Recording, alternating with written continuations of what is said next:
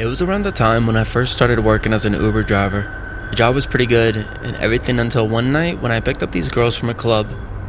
That night, after dropping a customer at his destination, I got a ride request from a nearby nightclub, so I accepted it and drove there. When I reached the pickup location, I noticed 3 hot girls dressed up in a revealing and sexy attire. One of them was kissing a stud-looking dude, and one of them was trying to hold the third one who seemed extremely drunk. Those 2 got in as soon as they noticed the cab, while we waited for the third one to finish her long, never-ending makeout session. "Riley, are you coming?" the second girl called out while she pointed her finger, telling her to wait 2 minutes. I waited for almost 15 minutes while she finished her kiss and came towards the cab. She opened the left door and got in. For some reason the girl looked pissed, which soon after I got to know why. How could you do that with Betty's boyfriend while she's passed out? Betty thinks of you as her best friend. She said that, and I understood what was going on. "Oh, come on, Caroline, don't try to act like a saint. She will never find out if she just keeps her mouth shut." Riley replied while touching up her makeup. So, that player of a guy was this passed out hot girlfriend's boyfriend. What poor luck she has that her boyfriend was cheating on her best friend. I'd always heard about shit like this happening to people's lives, but I never witnessed it. And there I was, witnessing it during my work hours, through my customers. You're saying this because you already know I would never tell her. And Peter had already hurt her enough. I don't want her to get hurt more by knowing that her best friend is also betraying her behind her back. She said that while gritting her teeth. And instead of feeling ashamed, Riley started laughing. "Chill out, girl. You let the heat get to you sometimes." She caressed her cheeks while saying that, and she took in her anger. Let's just silently get to the apartment without making another sound. I took out her phone and started going through it after saying that. "You know what? Driver, stop the car. I'm going to teach Caroline here how to let off the steam." As she instructed, I stopped the car. "Are you mad or what? Driver, don't listen to her and continue driving." I listened to her instructions as well and started the car back again. At the same time, the third girl, Betty, opened her eyes while moaning. She still looked pretty drunk. But before she could act or fall asleep again, Riley held her and started kissing her. "What do you think you're doing, Riley?" She pulled them apart while Betty's drunk, gorgeous eyes were open in shock for a few seconds before passing out again. Her boyfriend's a terrible kisser, so I'm letting her experience a good kiss for once. She said while laughing out loud. Even I, who wasn't supposed to care about what was going on in the passenger seats, was feeling disgusted by that girl. After that, they kept arguing the entire way. More like Caroline was the one arguing while Riley was passing weird remarks and laughing. As we reached the destination, Riley and Caroline got off while Riley instructed me to drop Betty at the address she provided me. "I know I should drop you off at your house, but my stepmom's going to chew my head off if I'm there another minute late," she said to her and then went off. I started driving to the address she gave me. As I was driving, I heard a sniffling sound from the back seat. I turned to see, and she was awake and crying. I could not ignore it and parked the car on the side and asked her if she needed anything. "I know you must be thinking I'm some pathetic girl after hearing everything." I looked at her with a shocked expression while she continued. "Yes, I heard everything. I knew about it long before tonight." After saying that, she started crying even louder. I didn't know what to do, so I took out a water bottle and passed it in her direction. She looked into my eyes for the first time and said, "You're handsome." Her compliment made me blush, but then she clumsily climbed over to the front seat next to mine and leaned over for a kiss. Even though I found her sexy and attractive from the start, but still kissing a girl in the drunken state seemed a bit odd, so I hesitated a bit, by which she thought I wasn't interested. But she pulled away saying, "Sorry if you don't want to." While she was saying that, her drunken eyes blinked in an odd manner which I found extremely sexy and irresistible, so I grabbed her by her hair and started kissing her. When I was kissing her, I kept thinking, why would anyone ever cheat on a girl as amazing as her, and that her lips were as soft as vanilla. After the dose of that drug, I got carried away and ended up having sex with her in the car. She fell asleep in the car after that, and even though I wanted to have more of her, I still drove to the address her friend gave me to drop her off. After dropping her off, I went back to my apartment and could not stop thinking about her. The next day, as I was getting ready for my job, my boss called and told me that I was fired because I broke the company policy. I couldn't believe that she reported me after she was the one that came on to me first. I'm remembering this today because I got an anonymous text saying, "I'm sorry my friend did that. Can I make it up to you? I didn't want anything to do with her, so I blocked the number and started to get ready for my new job. Hey guys, thanks so much for all the support. If you haven't subscribed to the channel yet, please feel free to do so.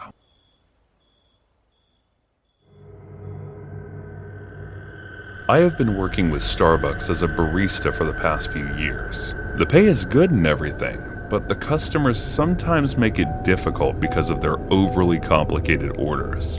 We work hard to keep up with their crazy customized and complicated orders, so the least they could do was accept it without being bitchy about it. So dealing with that kind of rude customers has always been too much of a hassle. You would not believe it, but there are all kinds of customers we have to deal with. Well, it's not always the case though. Some customers are pretty nice too. There was this one incident that almost made me lose my job. It was one day when I reached earlier than usual and started to get ready for work. I drained the coffee urns, brewed the coffee, unwrapped the pastries, got the espresso machine warmed up, etc.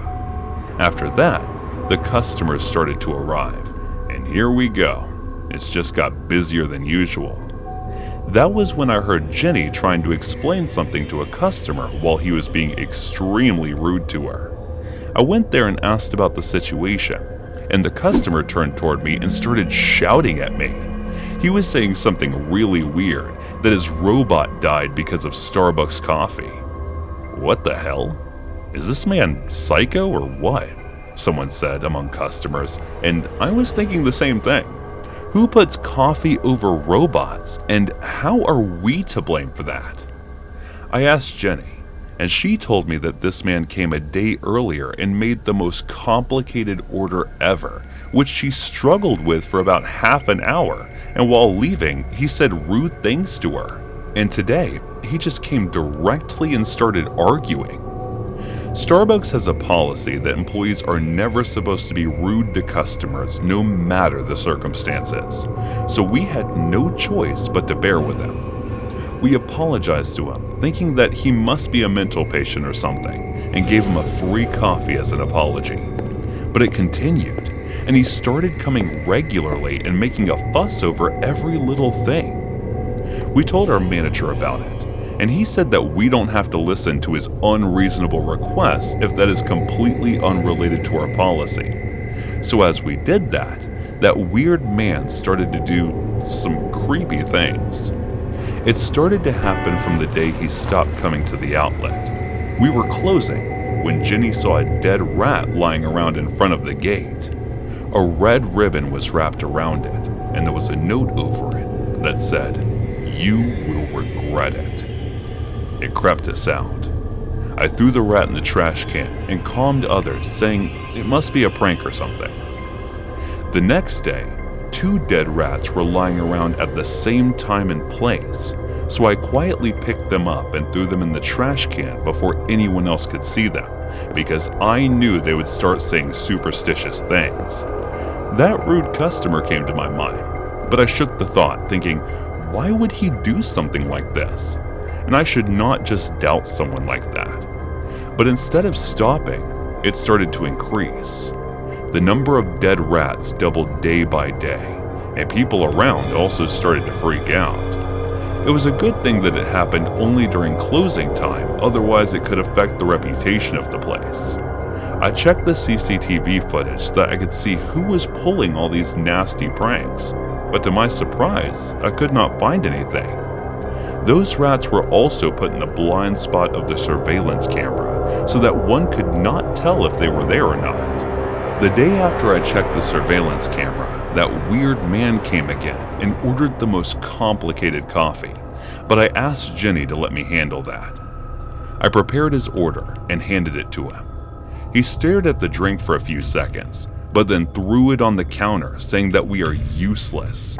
I got pissed and went ahead to ask him to stop it, but the man pulled out a gun and pointed it toward me. People got scared and ran out of there, but some people tried to calm him down. I just stood there frozen, staring at him, trying to figure out his next move. He then turned the direction of his gun towards Jenny, and as he was about to pull the trigger, I ran towards him. I grabbed his hand, but I was late, and he had already pulled the trigger, and Jenny was shot in the shoulder. After that, I punched the gun away from him and started to punch him. Someone had already called 911, and as soon as they reached, I explained the situation. Jenny was immediately sent to the emergency room, and that man was arrested. My boss scolded me for being reckless and blamed me for the ruckus that was caused. He did not believe me when I told him about the rat situation. He gave me a warning, saying if anything were to go wrong next time, I would get fired. After investigation, it was found out that the man had some mental issues, but he still had a pretty nasty criminal record, so the police did not let him off. Instead, he is still getting investigated and put on trial for multiple cases that were found during this. They were trying to figure out a way to deny his mental illness and put him in for good this time. On the other hand, Jenny has recovered from the gunshot injury and will be continuing her work within a month. And I'm going to transfer to another branch where I guess there will be a completely new set of drama waiting for me.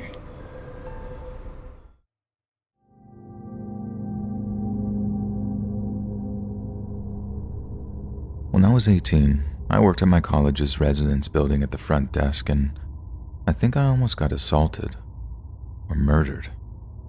You be the judge. During the summer, the building operated as a hotel, so 2.5 floors were hotel rooms and half the third floor were student rooms. The whole building operated with a hotel swipe key system that was pretty outdated, and all the doors were powered by 4 AA batteries. If the batteries died, there was a decently lengthy process to replace them and reprogram the door.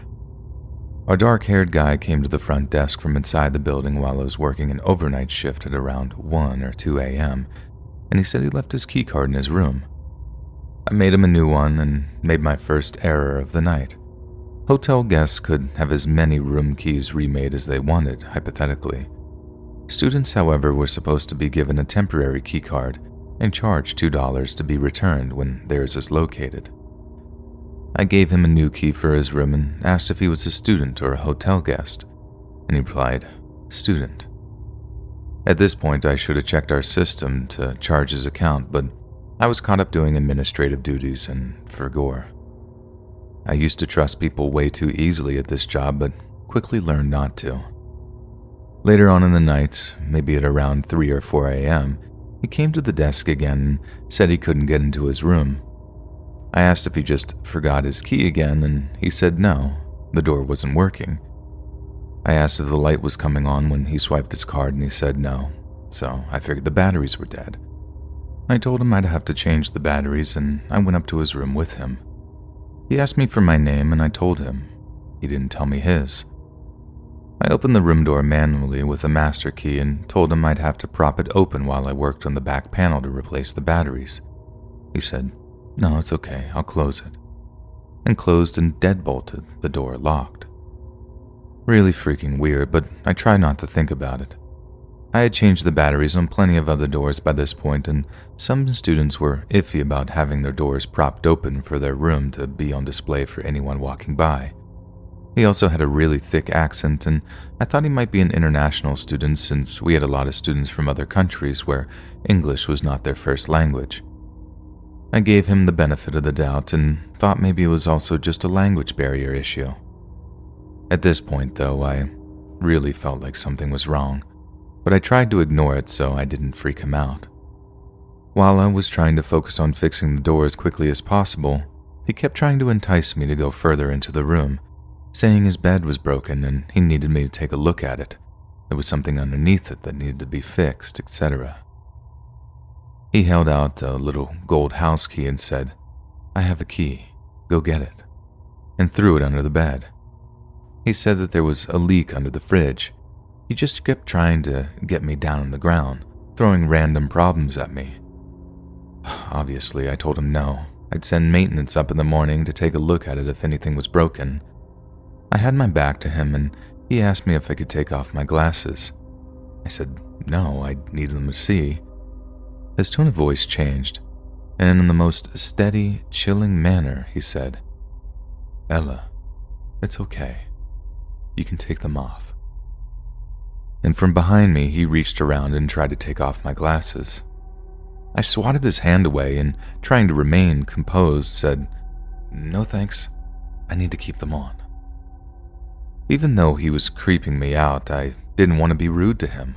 I didn't want to get in trouble if he complained about me or risk upsetting him and having him yell at me. I got up to grab something from the door repair kit and undid the door deadbolt and opened it up in the process. He jumped toward the door to close it again and told me to keep it closed. I told him no. I had to open it to start reprogramming it from the front. While I held the door open with my foot and grabbed something from the door repair kit, he started playing with the little wispy hairs at the top of my forehead and trying to touch my shoulder. I swatted him away again and asked him not to touch me and focused on getting out of there. He once again tried getting me to follow him into the bedroom, saying the bed was broken, and I went as far as the door frame to see if I could spot any actual problem with his bed. This is when I realized that he had nothing in his room. No dishes in the kitchen, no shower curtain in the bathroom, no sheets on the bed. Nothing. This wasn't his room. My brain once again went back to the international student theory, thinking that he had just arrived today and hadn't gotten a chance to buy anything yet, but in the pit of my stomach, I knew something was wrong. I fiddled around with the door for a few more seconds before announcing that it was fixed and quickly gathered the door kit and left. Before I had reached the elevator, he came back out without his shoes on to follow me. He tried to get back in to get his shoes and called out, "Ella, the door isn't fixed. You need to come back." I went back and opened the door manually and told him if the door was broken, I'd have to send up maintenance to fix it in the morning. I knew he was going to follow me to the elevator again, so I closed the door behind me once he went inside and ran down the stairwell as fast as I could. When I got to the front desk, I checked the computer and saw that the room he was in was supposed to be empty. It wasn't a student room or a hotel room. I locked myself in our back office and called campus security.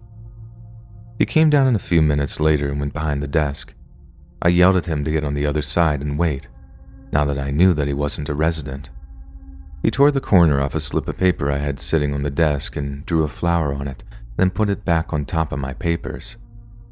When security arrived, he ran back up to the empty room and tried convincing them he lived there so he wouldn't have to leave. He kept showing them his key, which had decided to work on the door again somehow. They escorted him back downstairs and came to ask me if he really did live there. I mean, obviously he didn't. That's why I called you guys crying and terrified. He kept interjecting to argue that he did live there. He couldn't even recall his room number when asked. Security asked him for a student card and he couldn't produce it, so they told him he would have to leave if he couldn't prove that he lived there. While they were grabbing his information, I listened from the office and could immediately tell that he was lying. The phone number he gave was just a bunch of random numbers. The name he gave was prefixed by as if he was trying to think of a name. When they asked him for his address, he just said across the street. One security guard asked if he lived in the apartments across the street and he said yes, but couldn't tell them what the building number was. He said his apartment number was 1200, but I moved into that building a few months later and apartment 1200 doesn't exist. When security asked what his purpose was to be sneaking into a room, he just kept up the ums and uhs, saying he didn't know. They asked, "Were you trying to see a friend? Did you know anybody who lives here? Were you here to hurt somebody?" And he kept fidgeting and saying, "I don't know, no reason, I'm just here."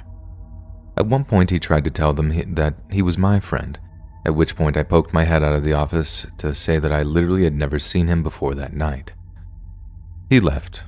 We didn't call the police because he didn't actually do anything, but it was still very insane. Later on, it dawned on me how he figured out that room was vacant. One of the housekeepers had been using it as her personal break room. A few days later, a housekeeper came to the desk and told me that they found the door dead-bolted open, the TV on, and a housekeeper inside watching TV. She must have forgotten to close the door when she left for the night, and When the creep let himself into the building, he found it. I never saw him again, and to this day I have no clue what he was doing there. I haven't worked there since last winter, and overnight shifts still give me the heebie-jeebies. This happened when I was a bartender about 4 years ago, but I think about it often, and it has changed the way I operate throughout life. I now refuse to go to any store alone after midnight. I was 25 and an attractive slender blonde at the time. On a busy Friday night, I was bartending with the bar manager, and he had noticed that we were very low on some bar necessities after the dinner rush. Lemons, limes, bitters, that kind of thing. So I was sent out to a 24-hour grocery store down the road to pick up the odds and ends that we would require to get us through the weekend. I picked up everything that was asked of me without trouble at the store, until I got to the liquor aisle. There were two country-looking guys that were probably around my age in the aisle, and they were staring at me and whispering to each other in a way that made me uncomfortable, so I assumed they were making comments about me, all pretty innocent so far. Before they could approach me, I grabbed what I needed very quickly and power walked to the self-checkout. They really booked it out of there, because when you're a bartender, it's kind of like you're on a stage and are required to be charming and interact with people that you otherwise absolutely wouldn't be able to tolerate unless you were being paid to do so. This is another reason why I'm not a bartender anymore. They get the self-checkout and hot on my tail. The two guys, I'm scanning my stuff, and they use the scanning station next to me. I get a better look at them now as they are right next to me. One is taller, muscular, an average look. The other one is shorter and more plump. They both looked dirty, and their eyes were completely bloodshot. I'm not even sure if they were high or something, or had already been drinking for a while. They continued to stare at me, and our eyes awkwardly met. So I did the pleasant Midwestly thing to do and flashed them a quick, half-fast, closed-lipped smile to be polite. The taller one starts trying to talk to me. "Hey, looks like you're ready to party." "Huh?" I replied something like, "Yeah, something like that. It's not for me, though." They walk close to me and ignore their responsibility to scan their items. "Oh, must be for your boyfriend." Ha! I flash the awkward, tight-lipped smile again and roll my eyes slightly. Like this is your hint that I'm not interested, fellas. The taller one continues to try to talk to me. "You should come hang out with us tonight. We could show you a real good time if you know what I mean." "No thanks, I'm good. Already have plans." But the taller one starts to get upset that his moves aren't working like he'd hoped, and starts using a more threatening tone and moves very close to me, literally 2 inches away. But I ignore him, staying focused on the scanner. I don't think he had showered in a few days by the smell of him. He gets a little louder and says, "I see how it is. You probably only screw doctors and rich men like that. You think you're too good for us. We can show you that you want. We can teach you a lesson." Now I'm not sure what context he meant this in, but it definitely wasn't good. Still looking at him, I turn away. So my body is blocking his view of my purse, which I set on the scanner to grab my 4-inch pocket knife out and slide it up my jacket sleeve in case I need to protect myself, acting like I'm searching for my wallet. I do this, however, in view of the self-scan worker station at the podium, and look at her eyes with wide eyes trying to communicate that I do not feel safe and that I might need help.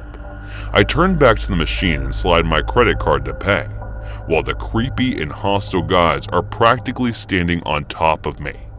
The machine malfunctions and starts beeping. The lady worker comes over immediately, and the guys standing next to me change their expression from "I'm planning to torture you for a few days and toss your body to a creek" to just your friendly, good old country boys making polite conversation of their hair. They actually tried to act like I knew them and were friends, so the worker wouldn't be alerted to their ill intentions. They tried joking with the worker, saying I was stealing something and that's why the machine went off. The worker was definitely not buying it. She was a 6-foot-tall woman with some muscle on her. I wouldn't mess with her on my best day. She pressed a few buttons on the screen, shooting. The guy's a very unimpressed look when they were trying to act charming and cancels the order completely. She turns to me and says, "I'm sorry for the inconvenience, ma'am. The machine seems to not be working correctly. Will you gather your things and I'll ring you up at an actual register?" She puts her hand on my back and gives me a wide-eyed look like I gave her a minute earlier, letting me know that she sees I'm in danger. I pick up my things and follow her to the register that's near the security office. The guys linger around the self-scan, still glaring at me, and eventually complete their purchases, but standing at the exit assuming they're waiting for me. I felt like I would be walking to my death. If I made it to the exit in that moment, the workers kept a close eye on the guys and scans my items. As she's scanning, she tells me there really wasn't anything wrong with the machine I was using. It just misread my credit card, and she said I had a bad feeling about those guys from the moment they walked in. And when I saw them getting aggressive toward you, I already ranked security to be ready to walk you to the parking lot and make sure you left safely when you're ready to leave. When I saw you take that knife out and put it in your sleeve, getting ready to protect yourself. Good girl. As much as I'd like to see you show them they picked the wrong girl to mess with, I'm glad I was able to pull you aside and make sure you were safe. I see them waiting by the door for you. I'll just keep pressing buttons on the screen and act like I'm having trouble with your order until they give up and go outside. Our security officer and I are both going to escort you to your vehicle when you leave. I thought to myself, this woman seriously deserves a raise. I thanked her over and over again and told her what they said to me, and I was getting afraid because I don't know what these guys are capable of. As I'm talking to her, my bar manager calls me to see what's taking so long. I explain what's happening, and he was obviously very concerned and ready to come up there himself and kick some ass.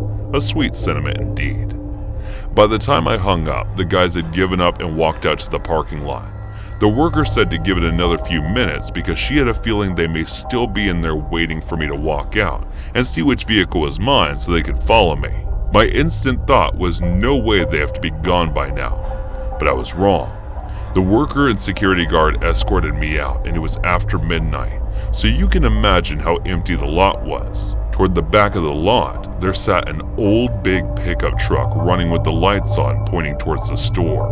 It was a huge parking lot, and it wouldn't have made sense for them to initially park like that, so I'm assuming they moved the truck to sit that way, so that they had a full view of when I exited the store and got to my vehicle. It was like being stalked by hungry lions. When I unlocked my car and they saw that me, the worker, and the guard were looking directly at them, and that I wasn't getting in my car until we watched them leave, they then peeled out of the parking lot. I mean, they seriously did a burnout to establish that they were pissed and trying to intimidate us. Our poor creeps didn't get their way. I thanked the worker and the guard over and over again, as I'm certain that they had just saved my life, or at least saved me from having to live with whatever those guys were planning to do with me. I did write a long letter to the store manager and their corporate location, describing how their employees protected me and how grateful I was. I really hoped that earned her a promotion bonus raise or something. She didn't know me at all and was ready to protect me, which really isn't her job, but she did it anyway. Needless to say, I do not go late night shopping by myself anymore, and never will again.